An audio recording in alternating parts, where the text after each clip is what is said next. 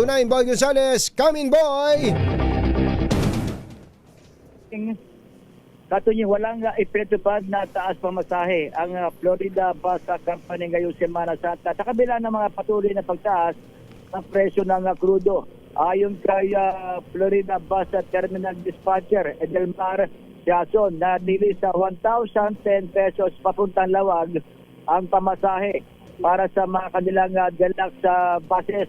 Dagdag pa niya, tuloy-tuloy ang biyahe ng kanilang mga bus at hindi sila nagbawas ng unit upang maserbisyuhan ang dami ng mga umuwi sa probinsya.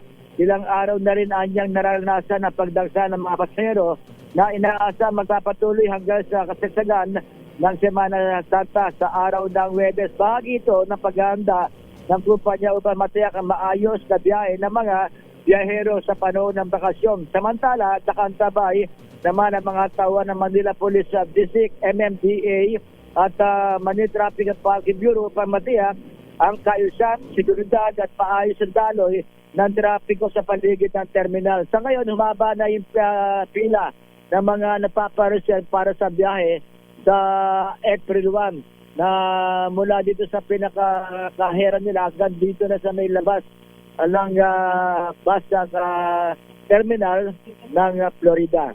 Ito si Boy Gonzales para sa Arizona sa Pilipinas, una sa Pilipino.